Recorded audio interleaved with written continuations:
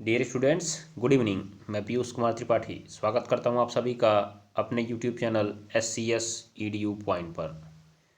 तो मैं आपको एक बार पुनः बता दूं कि मैं आपके सामने आज फिर से बोर्ड एग्जाम कैप्सूल श्रृंखला का अगला सेट लेकर हाजिर हूं, जिसमें हम लोग 2019 सेट नंबर 6 के कुछ प्रमुख सवालों को हल करेंगे और कुछ सवाल आपके लिए होमवर्क में रहेंगे। और आपके लिए एक खुशखबरी मैं देना चाहता हूं कि अब हम लोग का ये 2019 का 6वां सेट चल रहा है, जिसमें एक सेट और बचा हुआ है। इसको सॉल्व करने के बाद हम लोग 2019 के कार्बनिक रसायन भाग को सॉल्व करना प्रारंभ करेंगे। तो जल्द ही आपका इंतज़ार समाप्त होने वाला है और कार्बनिक रसायन आपको प्रतिदिन क्लास के रूप में मिलने वाला है। तो चलिए बिना देर किए हुए हम लोग आज की क्लास को शुरू करते हैं। तो जल्दी जल्दी क्लास को अपने मित्रों के साथ शेयर कर दीजिए और उन्हें लाइव आने के लिए बोल दीजिए। चलिए, तो देखिए आपकी स्क्रीन पर आज का पहला और बहुत महत्वपूर्ण सवाल देखिएगा। सवाल आपकी स्क्रीन पर क्या लिखा हुआ है? 2 लीटर विलयन में, ध्यान दीजिएगा, 2 लीटर विलयन में 27 डिग्री सेल्सियस पर K2SO4 के 25 मिलीग्राम को घोलने पर बनने वाले विलयन का परासरण दाब यह मानते हुए निकालना है कि K2SO4 पूर्णतया वियोजित हो जाता है। ये इंपॉर्टेंट चीज़ आपके लिए दिख रही है। K2SO4 पूर्णतया क्या हो जाता है? वियोजित हो जाता है। तो आप जरा बताएंगे कि यहाँ पे कहानी क्या होने वाली है। आप लोग कौन सा फॉर्मूला लगाएंगे? जरा कमेंट बॉक्स में बताइए। तो मुझे कमेंट बॉक्स में बताइए आप लोग फॉर्मूला क्या लगाएंगे। निकालना क्या है आपको? परासरण दाब। तो परासरण दाब P बराबर फॉर्मूला होता है CST,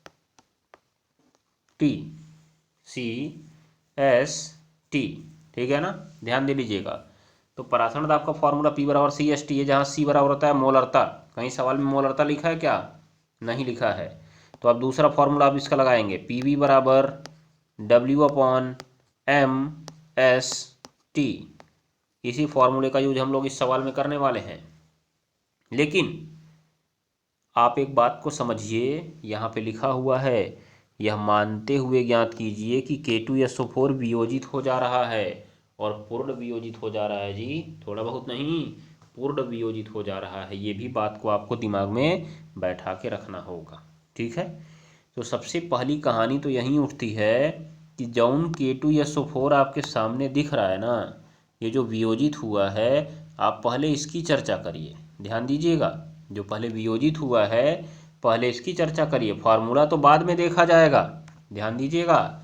तो चूंकि K2SO4 पूर्ण वियोजित हो रहा है, याद रखिएगा, आप लोग लिखेंगे इसमें। देखिए, अगर आप इस टाइप के सवालों को समझना चाहते हैं तो आपको पेशेंस रखना पड़ेगा। अगर आप जल्दीबाजी में समझेंगे तो ये सवाल आपको नहीं समझ में आएगा। मैं चाहता तो अभी आपको फटाक से सवाल को बता के निकल जाता, लेकिन थोड़ा आप समझिए इसको विस्तार पूर्वक। इस टाइप का सवाल आपके पेपर में आए ना तो आप उसको तुरंत झोंक दीजिए। याद रखिएगा, यहाँ पे पूर्ण वियोजित हो रहा है। पूर्ण वियोजित हो रहा है मतलब इसका अल्फा जो है वो 100% है। कितना परसेंट है? 100%। अगर वो कुछ और परसेंट होता तो यहाँ पे इसकी जगह पे लिखा होता कि K2SO4 90% वियोजित होता है, 95% होता है। ये सवाल में आपके दिया होता तो आप उसको यहाँ पे रखते, ठीक है? तो परसेंट का मतलब होता है बट्टे 100। परसेंट का मतलब होता है बट्टे 100। तो जैसे ही आप 100/100 करेंगे, अल्फा की वैल्यू आ जाएगी 1। अर्थात इस सवाल में अल्फा की वैल्यू कितनी दे दी गई है? 1 दे दी गई है। याद रखिएगा, अगर वो 90-95% देता तो आपका 90/100 हो जाता। 90/100 का मतलब आ जाता 0.9। ऐसे ही कहानी आगे बढ़ती चली जाती है आपकी। ये बात को आप ध्यान में रखेंगे। चलिए, अब उसके बाद देखिए, जो आपका अल्फा 1 है उससे हमें फर्क पड़ने वाला है आगे सवाल पे। देखिए आप लोग, K2SO4 का आयन लिखेंगे आप। K2SO4 के आयन में बना आपका 2K+ और प्लस एक ठो आपका बना SO4 पे 2-। याद रखिएगा। तो मैंने आपको ये एक लिखा क्यों, जरा आप इस बात को समझिएगा। इस बात को आप समझिएगा और जोर दीजिएगा क्यों मैंने ऐसा लिखा है। यहाँ पे जो 2 है इसको आप x मानेंगे और यहाँ पे जो 1 है इसको आप y मानेंगे। अब इसके बाद तुरंत आप निकालेंगे वांट हाफ गुणांक। तो अब समझ में आया क्या करना है आपको। मैं बता रहा हूँ कि जब भी आपसे वियोजन की बात कर दे सवाल में, जब भी आपसे सवाल में वियोजन की बात कर दे तो तुरंत पहले आप आई निकालेंगे। आई के लिए आपको अल्फ़ा चाहिए होगा। अल्फ़ा आपको सवाल में दिया गया रहेगा, वहीं से आप निकालेंगे इसे, ध्यान दीजिएगा। तो देख लीजिए, वांट हाफ गुणांक आई बराबर, मैं फॉर्मूला लिख देता हूँ, 1 माइनस अल्फ़ा प्लस ब्रैकेट में x plus y into alpha. ये है, ये फॉर्मूला निकालने का एक तरीका होता है।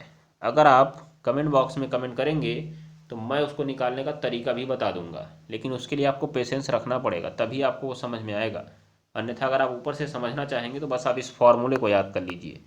जब भी वियोजन की स्थिति में आपको आई निकालना हो तो आई का फॉर्मूला याद कर लीजिएगा। जो आई है वो धनायन की संख्या है, सॉरी, तो आई है वो वांछा गुणांक है। इसके भीतर जो आपको यक्स दिख रहा है, यक्स, ये वाला यक्स, ये आपका धनायन की संख्या है, और जो वाई दिख रहा है वो ऋणायन की संख्या है। किसकी संख्या है? ऋणायन की संख्या है। और अल्फा आप जानते ही हैं वियोजन की मात्रा है। अल्फा क्या है? वियोजन की मात्रा, जो कि आपको सवाल में दी जाएगी। तो चलिए फटाफट सवाल में वैल्यू रखते हैं हम लोग। सवाल मान रखते हैं, ये आपका 1, अल्फ़ा का मान था 1 और यक्स का मान है आपका 2, वाई का मान है 1, फिर अल्फ़ा का मान है 1। यहाँ देखिए आपका 1 से 1 कट गया, ये 0 आ गया, और प्लस 2 1 3 गुणे 1, मतलब यहाँ पे 3 आ गया। अतः हम यहाँ पे कहें कि आई बराबर कितना आ गया? तो 3, इसमें कोई गलती नहीं होगी, हो जाएगा। अब हम लगाएंगे परासरण दाब का समीकरण। क्या लगाएंगे? परासरण दाब का समीकरण। पी वी बराबर W/m/ST। लेकिन आपको इसमें ध्यान में रखना है, अब गुणा करा देना होगा आई का, क्योंकि वांछा गुणांक आ चुका है और ये आपके सिलेबस में है, तो सवाल पूछे जाने की संभावना इससे बनती है, याद रख लीजिएगा आप लोग। चलिए, तो पहले तो इसमें कौन कौन सी चीज़ें क्या क्या हैं आपके सामने, उस पर निपटिए तो ज़रा।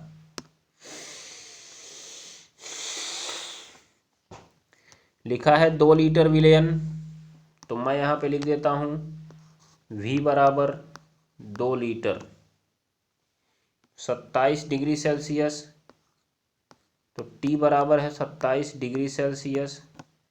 जैसे ही आप कैपिटल T निकालने जाएंगे जोड़ देना होगा, तो 27 जुड़ेगा तो उसमें 300 हो जाएगा आपका, 300 केल्विन 273। जैसे ही इसमें जोड़ेंगे कैपिटल T आपको मिल गया। उसके बाद जो आपका W है, W ये आपने नोट कर लिया होगा। अगर नहीं नोट किया होगा तो आप क्लास को ध्यान से देखते जाइए और वीडियो एक बार बैक करके आप लोग क्लास पूरी होने के बाद देख लीजिएगा। मैं थोड़ा सा यहाँ से इसको हटाता हूँ क्योंकि ये हमारे लिए उतना ज़रूरी नहीं दिख रहा है, ठीक है। जो हो चुका है उसके लिए मैं आगे बढ़ता हूँ। मैं अब लिखने का प्रयास करता हूँ। आपने V लिख लिया है, T लिख लिया है। उसके बाद K2SO4 के 25 mg को घोला गया। तो जो K2SO4 की मात्रा है, K2SO4 की जो मात्रा है W, क्या है? W कितने mg है? 25 mg। mg का मतलब होता है मिलीग्राम।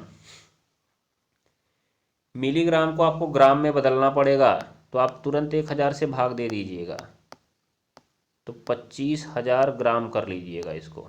25/1000 ग्राम। कितना ग्राम करेंगे आप? 25/1000 ग्राम। उसके बाद K2SO4 का मोलर द्रव्यमान निकालिए। मैं डायरेक्ट रखूँगा, आप अपना घर से निकाल के जोड़ के समझिएगा, क्योंकि मैं पीछे एक बार आपको निकालना बता चुका हूँ। पहले पोटेशियम का 2 कर लीजिएगा, तो पोटेशियम का हो गया 39 दूना 78, ये हो गया आपका 78, और सल्फर का हो गया 32, और इसका हो गया 64। तो 8 2 10, 10 4 14 को आपका 4 आया, हासिल 1, 6 1 7 3 10, 10 7 17, यह आ गया आपका 174। कितना आ गया? 174। और बाकी आपको आर यहाँ पे दिया हुआ है, आर की जगह हम लोग यस का यूज करते हैं।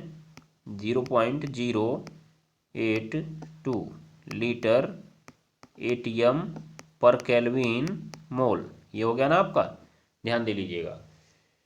अब सारे मान आपके सामने आ चुके हैं, सबको उठाइए और वहाँ पे तुरंत रख दीजिए, ध्यान दीजिएगा। चलिए पी आपको निकालना ही है, पी आपको निकालना है। वी आपको काम 2 लीटर में करना था। आई आपका आया 3, कितना आया 3। डब्ल्यू आपका आया 25/1000 और यहीं नीचे आपका आ गया गुणा में 174, जो कि यम था, ये यम, और गुणे यश का मान आया 0.082 और गुणा आ गया आपका 300। तो मैं पहले एक काम करता हूँ, 2 जीरो से ये 2 जीरो को कट कर देता हूँ। तो आपका 2 जीरो से 2 जीरो कट चुका है। आप इस 2 को यहाँ नीचे भेज दीजिए, तो P बराबर आपका मिल जाएगा 3 गुणा 25 गुणा 0.082 और गुणा 3 और नीचे आपका बचा 10 गुणा 174 और इसी के साथ गुणा में चला आया आपका 2। ध्यान दीजिएगा। तो हम लोग थोड़ा सा और प्रयास करते हैं आगे। ऊपर 3 अंक के बाद दशमलव लगा है, तो पहले इसमें 1000 का आप गुणा कर लीजिएगा। देखिए जैसे आप एग्जाम में लगाएंगे वैसे ही मैं लगा रहा हूँ, कुछ भी काटने का प्रयास नहीं कर रहा हूँ, ध्यान दे लीजिएगा। आप एग्जाम में ऐसे ही लगाएंगे तभी आप नंबर पाएंगे, अन्यथा आप घूमते रहेंगे उसमें नंबर नहीं मिलने वाला है आपको। ध्यान दे लीजिएगा, एग्जामिनर अगर सोच लिया कि आपने नकल मार के लगाया तो नंबर काट दिया जाएगा आपका। चलिए तो मैं देखता हूँ आगे। 3 तिहाई 9 कर दें, उसके बाद ये आपका देखिए मैं एक अलग पेन से इसको 5 से दूनी 10 काट देता हूँ और 5 पच्चे 25 काट देता हूँ, हो जाएगा। ध्यान दे लीजिएगा। तो देखिए क्या हो गया, ये आपका 3 तिहाई 9 गुणे 5 हो गया। 3 तिहाई 9 गुणा कितना हो गया 5 और गुणा ये आपका आ गया, 1 मिनट, ऊपर नीचे हमने 1000 से गुणा किया हुआ है ना, जो ऊपर नीचे हमने 1000 से गुणा किया तो ऊपर वाले का दशमलव खत्म हो गया, 82 आ गया। कितना आ गया देखिएगा यहाँ पे ध्यान से, 3 अंक बाद इसका दशमलव चला जाएगा आगे, दशमलव खत्म। नीचे आपका बचा 2 दूनी 4, नीचे आपका जो बचा 2 दूनी 4 बचा, 4 गुणा 174 गुणा 1000। तो हम लोग इसको काट देते हैं 4 से 82 को, 4 दूना 8, 20, 4 पच्चे 20। तो ज़रा आप इसका गुणा करा लीजिए, कितना आने वाला है, 9 पच्चे 45 और 45 का गुणा करा लीजिए आप 20.5 में। तो 45 का गुणा आप 20.5 में कराएंगे तो ये आपका जो उत्तर आएगा वो आएगा 922.5 और बटे 174 और गुणा 1000। तो अगला काम आपका क्या होगा, आप अगला काम क्या करेंगे, 174 से आप इसको काट दीजिए, 174 से आप उसको काट दीजिए, क्योंकि और आपके पास कोई ऑप्शन अब नहीं बच रहा है। तो 174 ने आपने उसको काट दिया तो आपके पास उत्तर जो मिलेगा वो मिलेगा 5.301 और बट्टे कितना 1000। तो आपको मालूम है 0.3 अंक पीछे जाएगा, तो 1035, 2 अंक और चाहिए, 2 जीरो बढ़ाएंगे फिर आप लगाएंगे 0, लास्ट के अंकों को छोड़ दीजिए, 0 आपका 005, यही आपका पी हो गया जो कि एटमॉस्फियर में आएगा। तो देखिए कितना इंपॉर्टेंट सवाल था और कितना आसानी से लग गया। आप एक बार क्विक रिवीजन देख लीजिए। सबसे पहले मैंने कहा यहाँ से आपने आई निकाल, ये अल्फ़ा निकाल लिया, अल्फ़ा क्या निकाला आपने, ध्यान दीजिएगा। सबसे पहले आपने निकाला अल्फ़ा, क्या आपने निकाला अल्फ़ा निकाला। अल्फ़ा जब आपका निकल गया, कितना आया था अल्फ़ा का मान 1, पीछे आप वीडियो करिएगा उसमें दिखेगा आपको। उसके बाद हम लोगों ने सारे मानों को लिखा जो यहाँ पे हमको दिए गए थे, जितने भी मान हमको दिए गए थे हमने सबको लिखने का प्रयास किया। ध्यान दीजिएगा आप लोग, सारे मानों को मैंने बताया भी कैसे कैसे कौन कौन क्या है। 27 डिग्री सेल्सियस ताप था, आपको उसमें 273 जोड़ना था, वो 300 हो जाएगा। आपने 273 उसमें जोड़ना था, 300 हो गया वो। उसके बाद अगला हमने देखा 2 लीटर विलयन था, जो वी का वैल्यू था, यहाँ पे वी का वैल्यू 25 मिलीग्राम था, जिसको हमने ग्राम में बदलना था तो 1000 का भाग कर दिए। K2SO4 था, इसका आपने मोलर द्रव्यमान निकाला होगा, 174 आया है। उसके बाद यश का मान आपको सवाल में दिया जाएगा या तो याद रखना होगा आपको। फिर हमने देखा इन सारे मानों को हमने उठाया और रख दिया आपको फॉर्मूले में। उससे पहले हमने यहाँ पे इस फॉर्मूले का प्रयोग करके आई निकाला था, जिसे आपको ध्यान में रखना होगा। उसके बाद हमने यहाँ पर देखा परासरण दाब का समीकरण लगाया, सारे मानों को रखकर सवाल को हल कर दिया और आपको आंसर मिल गया। ठीक है, तो आशा करता हूँ कि ये सवाल आपको विस्तार पूर्वक समझ में आ गया होगा, और अगर नहीं समझ में आया होगा तो आप एक बार पुनः घर पे प्रयास करिएगा, आप लगा सकते हैं आराम से, मैं गारंटी देता हूँ इस बात की। ठीक है, चलिए अगले सवाल पे चलते हैं हम लोग। अगला सवाल कह रहा है कि 293 केल्विन पर जल का जो वाष्प दाब है वो है 17.535 mm पारा। ध्यान दीजिएगा, 17.535 mm पारा। 25 ग्राम ग्लूकोज को 450 ग्राम जल में घोला गया। 25 ग्राम ग्लूकोज को 450 ग्राम जल में घोला गया तो 293 केल्विन पर जल का वाष्प दाब क्या होगा। 293 केल्विन पर जल का वाष्प दाब क्या होगा, आपसे ये सवाल पूछा जा रहा है। तो जरा आप बताइए कि आप क्या करेंगे इस सवाल में। आप कुछ कर सकते हैं क्या? आपका दिमाग कुछ सोच रहा है करने के लिए? बताएंगे मुझे आप लोग? दिमाग लगाइए और बताने का प्रयास करिए, बताइए। आपको जल का वाष्प दाब पहले दिया है, अर्थात जल आपका था विलायक, तो विलायक का वाष्प दाब आपको दे दिया सवाल में। लिखिए फटाफट, विलायक का वाष्प दाब P बराबर कितना दे दिया, 17.535। ध्यान दीजिएगा। फिर आपसे बाद में जल का वाष्प दाब, दोनों बार जल का ही वाष्प दाब है, लेकिन अपने आपने ग्लूकोज घोल दिया ना उसमें, तो ये जो है जल आपका विलयन बन चुका है। इसका मतलब आपसे विलयन का वाष्प दाब पूछ रहा है। बहुत ध्यान से देखिएगा इस सवाल को, कैसे फंसा मामला। कहा क्या कि जल का वाष्प दाब इतना है, ये 293 केल्विन आपको घुमाने के लिए दिया गया, इसलिए बाद में देखिए ताप बदला ही नहीं उसने, 293 केल्विन ही रहने दिया है। ध्यान दीजिएगा। तो जो पहले जल का वाष्प दाब था वो क्या था, विलायक का था, बाद में वो किसका बन जाएगा, विलयन का बन जाएगा, क्योंकि आपने उसमें ग्लूकोज घोल दिया है। तो विलयन का वाष्प दाब आपसे समझ लीजिए पीएस पूछ रहा है। क्या पूछ रहा है? आपसे पूछ रहा है पीएस। पीएस की वैल्यू क्वेश्चन मार्क, पीएस की वैल्यू क्वेश्चन मार्क आपसे पूछ रहा है। ये बात को आप ध्यान में रखेंगे। उसके बाद और आगे देखिए, 25 ग्राम ग्लूकोज, मतलब ये आपका विलेय था। कौन था जी? विलेय। विलेय की मात्रा आप इसको W लिखेंगे 25 ग्राम, विलेय की मात्रा आप W लिखेंगे 25 ग्राम, और उसके नीचे दिया आपको विलायक, विलायक की मात्रा, विलायक की मात्रा जो है W डैश, मैंने कहा था मानेंगे ना, ये दिया आपको 450 ग्राम। कितने ग्राम? 450 ग्राम। उसके बाद आपको दोनों का मोलर द्रव्यमान भी चाहिए। आप कहेंगे कैसे आप इतना झोंकते चले जा रहे हैं, तो आप याद करिए पिछली क्लास में मैंने आपको राउल्ट के नियम पर आधारित एक फॉर्मूला बताया था। तो कहेंगे आप राउल्ट का नियम क्यों लगेगा? मैंने कहा तो यहाँ पे वाष्प दाब दिया इसलिए राउल्ट का नियम लगेगा, फिक्स है। वाष्प दाब के अवनमन से संबंधित राउल्ट का ही नियम हमारे सामने होता है। और वो फॉर्मूला हमारा होता क्या है, देखिए जरा। वो फॉर्मूला होता है P माइनस पी एस बटे पी एस बराबर W इंटू एम डैश। ध्यान दीजिएगा, W into M dash upon M into W dash, ये हमारा फॉर्मूला था। तो हम इसको लगाएंगे तो हमारे लिए सारे मान तो उपस्थित होने चाहिए ना, तो उन्हीं मानों को तो मैं लिख रहा हूँ। देखिए P मैंने लिख दिया है, PS आपसे पूछ रहा है, बाकी आपने W लिख लिया है, W डैश लिख लिया है। अब आपको यम और यम डैश चाहिए, तो यम किसका मोलर द्रव्यमान होगा जी? विलेय का। और यम डैश किसका होगा? विलायक का। तो देखिए विलेय कौन है? ग्लूकोज, मतलब C6H12O6 का मोलर द्रव्यमान M बराबर, मैं डायरेक्ट लिखता हूँ 180। कितना?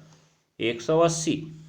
उसके बाद जो आपका विलायक है, विलायक का मोलर द्रव्यमान, विलायक तो आपका जल ही है और बढ़िया है, उसको लिख लीजिए यम डैश बराबर कितना 18। कितना लिखेंगे आप 18। अब फटाक से आ जाइए राउल्ट के नियम से। मैं आपको इसको जल्दी में ही बता रहा हूँ क्योंकि पीछे विस्तार पूर्वक मैं आपको इसे समझा चुका हूँ। तो राउल्ट के नियम से क्या होगा, राउल्ट के नियम से P माइनस पी एस बट्टे पी एस बराबर W into M dash upon M into W dash. Formula बहुत इंपॉर्टेंट है, देखिए 2-3 सवाल एक ही साल में आपको मिल चुके हैं। इसका मतलब आप इस फॉर्मूले को जरूर नोट करिए और इस पर सवाल लगाने का प्रयास करिए। मैं जो सवाल बता रहा हूँ आप इसको अपने मन से लगाने का प्रयास करिएगा और स्किप मत करिएगा, क्लास को छोड़िएगा मत, नहीं तो फंसेंगे, बाद में पछताएंगे जरूर पेपर में, याद रख लीजिएगा। चलिए मान रखा जाए, पी का मान था आपका 17.535। अभी मैं पी का मान रखता ही नहीं हूँ, पी का मान मैं नहीं रखता हूँ अभी, क्योंकि पी बाद में घटा लिया जाएगा। पी को पी ही रहने दीजिए, पी एस आपको ज्ञात ही करना है, इधर पी एस ज्ञात ही करना है। उधर आया डब्ल्यू इंटू यम डैश।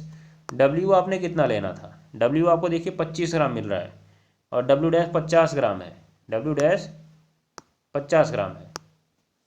तो डब्ल्यू मिला 25 इंटू यम डैश था, एम डैश आपका विलायक का था जो कि 18 मालूम है, और नीचे आपको यम है 180 और गुणे डब्ल्यू डैश वो था 450 ग्राम जल। तो आपने क्या करना है कि इससे इसको काट देना है, काट दिया आपने, फिर आपको 25 से इसको काट देना है, 25 से कम 25, 20 बचेगा 200, 25 अट्ठे 200। तो ये आपका हो गया P माइनस पी एस बट्टे पी एस बराबर 1/180। तो तिरछा गुणा करा लीजिए ना, तिरछा गुणा होगा तो 180 का गुणा P माइनस पी एस में होगा तो 180 P माइनस 180 पी एस हो जाएगा, और बराबर खाली बचेगा पी एस का गुणा 1 में पी एस ही रह जाएगा। तो यहाँ देख लीजिए आप 180 P इधर हो जाएगा और बराबर उधर भेज दीजिए P S plus 180 P S, दोनों जुड़ जाएंगे तो 180 P बराबर 181 पी एस।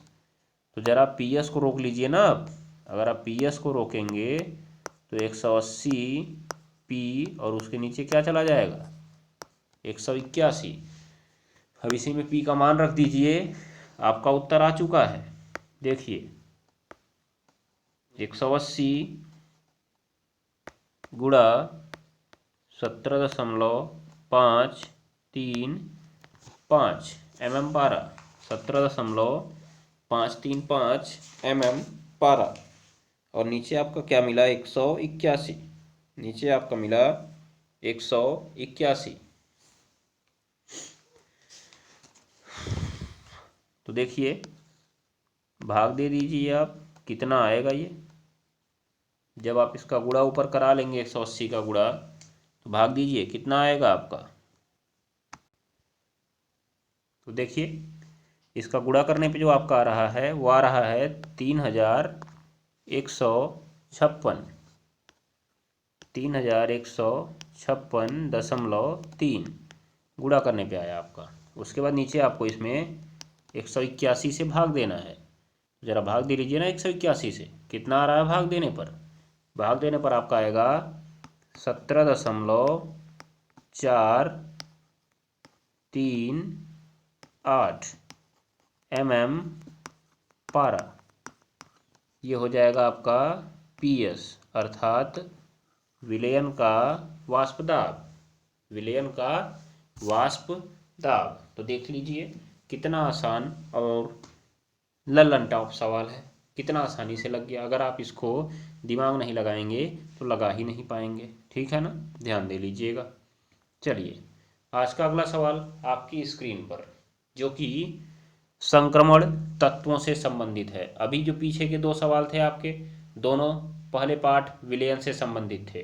अब आ गया आपका डी ब्लॉक तत्व संक्रमण तत्वों से संबंधित, और ये दोनों आपको मिलेंगे K2Cr2O7 और KMnO4 के ऑक्सीकारक गुण में, KMnO4 के ऑक्सीकारक गुण में, याद रख लीजिएगा।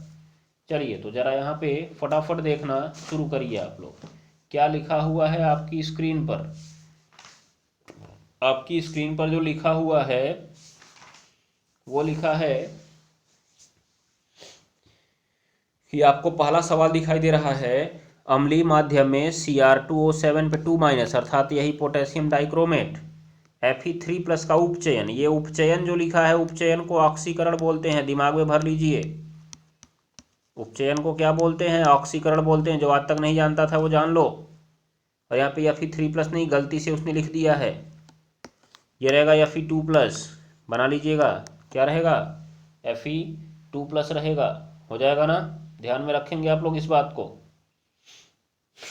अब उसके बाद देखिए, जब इतना आपने जान लिया तो आप रिएक्शन जानिए। अब क्या होगा? ऑक्सीकरण कर रहा है ना, ऑक्सीकरण, तो इसका मतलब यहाँ पे Cr2O7 ने ऑक्सीकारक का काम किया है। किसका काम किया है? ऑक्सीकारक का। तो देखिए कितना आसानी से आपको रिएक्शन मैं बताऊंगा, कैसे आप याद करेंगे इसको। ऑक्सीकारक का काम किया है, इसका मतलब तुरंत आप K2Cr2O7 का ऑक्सीकारक गुण लिख दीजिए। क्या होगा? K2Cr2O7, कौन सा माध्यम? अम्लीय माध्यम। तुरंत ही लिखिए, क्या बनाएगा? K2SO4 प्लस, वहीं तीर के बाद आप में जगह होगी तो लिखिएगा, मेरे में जगह नहीं, मैं इसलिए यहाँ पे लिख रहा हूँ Cr2SO4 थ्राइस, प्लस निकलेगा H2O और प्लस निकलेगा नवजात ऑक्सीजन। इसी के कारण ये काम करेगा आपका ऑक्सीकारक का। किसका काम करेगा जी? ऑक्सीकारक। ऑक्सीकारक का काम करेगा। अब जैसे ही ये ऑक्सीकारक का काम करेगा, अपने पास आने वाले पदार्थ का ऑक्सीकरण कर देगा। कौन आ रहा है यहाँ पे? Fe2+ आ रहा है। वो भी कौन सा? अम्लीय आता है, याद कर लीजिएगा, अम्लीय। ठीक है, तो Fe2+ को ये ऑक्सीकृत कर देता है Fe3+ में। किस में कर देता है जी?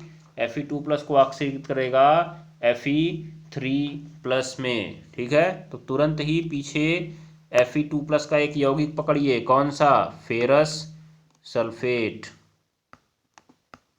वो भी हमेशा कौन सा रहता है? ये अम्लीय रहता है, तो इस बात को ध्यान में रख लीजिए। फेरस सल्फेट में Fe2+ आयन होता है, इसीलिए आपको उसे लेना ही पड़ेगा। ये रिएक्शन आपकी कॉपी में लिखवाया गया होगा, देख लीजिएगा। फेरस सल्फेट, और तुरंत ही नवजात ऑक्सीजन उसके पास आएगा। और आपको एक कहानी याद होगी कि जैसे ही H2SO4 नवजात ऑक्सीजन के पास जाएगा, नवजात ऑक्सीजन उसका हाइड्रोजन लेके भाग जाएगा और H2O बना लेगा। बाकी को बचा सल्फेट को जाना पड़ेगा Fe के पास। तो Fe अभी 2+ था, लेकिन अब बना लेगा 3+। तो उसका जो सूत्र है वो बन जाएगा Fe2SO4 का होल थ्राइस प्लस H2O। ये हो गया आपका पहला रिएक्शन। देखिए कितना आसान रिएक्शन था। तो कैसे आपने पकड़ा? क्या बोला था कि यहाँ पे आपको करना था उपचयन। किसका उपचयन?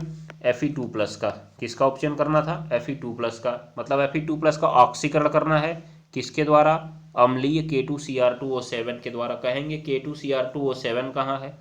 तो Cr2O7 पे 2- है, उसमें K2 आपको जोड़ना पड़ेगा, क्योंकि आपके सिलेबस में यही है, पोटेशियम डाइक्रोमेट। इसमें पोटेशियम का तो कोई योगदान है नहीं, डाइक्रोमेट ने अपना काम किया हुआ है। हो जाएगा, ये बात को ध्यान में रखिएगा। तो देखिए कितना बढ़िया सवाल था और आसान सवाल था आपके लिए। ऐसे ही आप इनके अन्य ऑक्सीकारक गुणों को याद करिए, जो आपके लिए परीक्षा की दृष्टि से इम्पॉर्टेंट है। अगर नहीं याद करेंगे तो आप फंस जाएंगे, याद रख लीजिएगा। चलिए दूसरा देखते हैं। दूसरा रिएक्शन आपकी स्क्रीन पर दिख रहा है, मैं इसको हटा रहा हूँ। अब समझा दिया मैंने इसको आपको। चलिए दूसरा रिएक्शन आपकी स्क्रीन पर, उदासीन माध्यम में KMnO4 H2O3 2- का उपचयन। फिर यहाँ भी ऑक्सीकरण पूछ लिया। क्या पूछ लिया? ऑक्सीकरण पूछ लिया उदासीन माध्यम में। तो उदासीन माध्यम में जो लिखता है KMnO4, इसको बदल देता है Na2SO4 में, सोडियम सल्फेट में बदल देता है। मतलब H2O3 पे माइनस को, याद रखिएगा, H2O3 पे 2- को बदल देता है SO4 पे 2- में। मतलब जो थायोसल्फाइट है इसको सल्फेट में बदल देता है। किस में बदल देता है? थायोसल्फेट जो है, थायोसल्फेट, 8 लगा है इसमें भी, थायो लगा है क्योंकि H2 है, और इसको सल्फेट में बदल देता है। तो रिएक्शन जरा इसका देखिए क्या होगा फटाक से। कौन सा माध्यम है? उदासीन माध्यम है, तो साथ में जल रहेगा, इसका कौन सा रहेगा, जल। तो मैं रिएक्शन लिखता हूँ इसको फटाक से, ध्यान दीजिएगा। इसका सीधा रिएक्शन होता है, इसका कोई नियम कानून नहीं है। देखिए KMnO4 जलीय विलयन है तो साथ में इसके जल रहेगा, और इसे किसका ऑक्सीकरण करना है, किसका ऑक्सीकरण करना है जी, इसको ऑक्सीकृत करना है H2O3 पे 2-, कोई यौगिक ले लीजिए ना इसके साथ, चाहे K ले लीजिएगा चाहे Na ले लीजिएगा, तो Na2H2O3 कर लीजिए इसको। और जैसे ही क्रिया होगी इनकी, जैसे ही क्रिया होगी आपका बनता है मैंगनीज डाइऑक्साइड। इस रिएक्शन को याद करना पड़ेगा, देख लीजिए, मैंगनीज डाइऑक्साइड और प्लस K2SO4 बन जाएगा, और प्लस बनेगा H2O, और प्लस बनेगा Na2SO4, प्लस बनेगा Na2SO4। ये रिएक्शन याद कर लीजिए। एक बात मैं और आपको बता दूं यहीं पे, अगर आपने यहाँ पर ये K2SO4 लिया, ये K2H2O3 लिया होता तो ये वाला रिएक्शन में नहीं बनता, तब दोनों मिलके K2SO4 ही रहते। इसका मतलब वहाँ पे एक ही उत्तर दिखता आपको, K2SO4। अगर आपने सोडियम लिया तो चारों आपको लिखना पड़ेगा, ये ध्यान में रखिएगा। तो ये कौन सा माध्यम था, उदासीन माध्यम था, थोड़ा सा अलग पैटर्न पे है, इसीलिए आपको याद करना पड़ेगा, याद रख लीजिएगा। तो पेपर में आपके आया है इसलिए आप इसको याद करिए, और ज़रूर याद करिए, नहीं तो मामला गड़बड़ा सकता है। चलिए तीसरा देखते हैं। तीसरा रिएक्शन फिर हमारे पैटर्न पर है, तीसरा रिएक्शन फिर हमारे पैटर्न पर है, नॉर्मल पैटर्न पर। कैसे, देखिए, अम्लीय माध्यम में KMnO4 का कराना है, तो तुरंत ही आप KMnO4 के अम्लीय माध्यम का रिएक्शन लिख दीजिए, तुरंत ही लिखिए, तुरंत, बिना कुछ समझे बूझे। क्या बनाएगा आगे, K2SO4 बनाएगा, उसके बाद प्लस MnSO4 बनाएगा, और प्लस आपका बनाएगा H2O, प्लस छोड़ेगा आपका नवजात ऑक्सीजन, ध्यान में रखेंगे आप लोग। फिर इसने जो नवजात ऑक्सीजन छोड़ा ये जाएगा ऑक्सेलेट के पास। ऑक्सेलेट का मतलब जानते हैं आप, C2O4, क्या, C2O4। तो जो आपका C2O4 है इसका तो कोई यौगिक लेना पड़ेगा ना, क्योंकि C2O4 भी तो 2- होता है। तो इसके साथ हम लोग ऑक्जेलिक अम्ल बना के ले लेते हैं H2C2O4। क्या बना के ले लेते हैं, ऑक्जेलिक अम्ल H2C2O4, उसी के पास जाएगा। तो इन रिएक्शन में दिमाग लगाइए, पहले जो उसका नॉर्मल पैटर्न होता है उसका रिएक्शन लिखिए, फिर जिसका ऑक्सीकरण हो रहा है उसके पास भेज दीजिए उसको, जिसका ऑक्सीकरण हो रहा है उसके पास उसको भेज दीजिए, ठीक है। तो यहाँ पे होता क्या है, फिर से आप लोग लेंगे यहाँ पे अम्ल, सॉरी ऑक्सीजन, और जैसे ही ऑक्सीजन आएगा, मैंने आपको पैटर्न बता दिया, क्या बताया मैंने पैटर्न, ये ऑक्सीजन इसके हाइड्रोजन को लेके भाग जाएगा, क्योंकि ऑक्सीजन हमेशा अम्ल के हाइड्रोजन पर अटैक करता है, तो H2O बना लेगा। बचा आपका C2O4, बेचारे के पास कोई ऑप्शन नहीं बचता है, इसीलिए अपने आप को ये CO2 में बदल लेता है। किस में बदल लेता है, CO2 में। तो ये आपका ऑक्सीकरण हो गया, C2O4 को किस में बदल दिया, CO2 में बदल दीजिए। देखिए कितना आसानी से आपने रिएक्शन बना लिया इसको। अगर आप इसको रटेंगे तो रटते रह जाएंगे, लेकिन इस पैटर्न को समझिए। अब जैसे मान लीजिए यहाँ पे आपका क्या आया है, H2C2O4 आया है, इसकी जगह आप किसी और को ले आइए, उसका ऑक्सीकरण होगा। इसकी जगह आप कार्बन को लाते तो CO2 बनता, आयोडीन को लाते तो I2O5 से HiO3 बनता, फिर आप अगर फास्फोरस के लाते तो फास्फोरस पेंटा ऑक्साइड से H3PO4 बनता।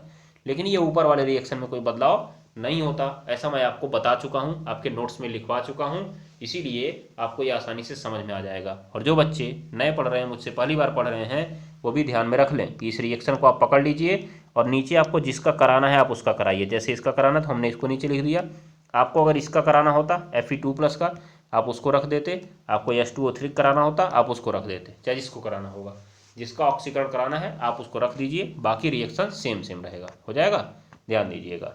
चलिए आज के लिए बस इतना ही है, अब हम लोग मिलेंगे कल की क्लास में। तब तक आप अपना होमवर्क ले लीजिए और जाइए ऐश करिए। देखिए होमवर्क आपके लिए 4 रिएक्शन है, जिसमें पहला रिएक्शन है क्लोरोफॉर्म के जलीय विलयन की KOH से क्रिया कराते हैं, एथिल क्लोराइड की NaOH से क्रिया कराते हैं, आइड्रोबेंजीन की कॉपर के साथ क्रिया कराते हैं, ग्रिग्नार्ड अभिकर्मक को एस्टर के साथ गर्म किया जाता है, ठीक है। तो आप देखिए, खोजिए, समझिए और रिएक्शंस को बनाइए, कौन कौन से रिएक्शन आप इसमें से कर सकते हैं। अगला सवाल आपके लिए है कोलराउस के नियम को परिभाषित कीजिए। इंपॉर्टेंट चीज़ मैं आपको पहले भी बता चुका हूँ। और इनसे दुर्बल विद्युत अपघट्य का अनुप्रयोग लिखिए इस नियम का। तो इसमें आपको इम्पॉर्टेंट मैंने आपको बताया था कि दुर्बल विद्युत अपघट्य का आप कैसे निकालते हैं, क्या अनंत तनुता पर मोलर चालकता, किस नियम की सहायता से, कोलराउस के नियम की सहायता से। तो आप घर पे पढ़िए, इसको समझिए, और अगर ना समझ में आए तो एक बार कमेंट करिएगा, फिर मैं इसकी क्लास लूँगा आपकी, ठीक है। बाकी यहाँ पे यह कार्बनिक रसायन का आपका है, आप इसको देखिए, हल करिए और सराहिए। अगर आप नहीं समझते हैं तो हम लोग कल इसकी चर्चा एक बार पुनः करेंगे, ठीक है। चलिए जाइए पढ़िए।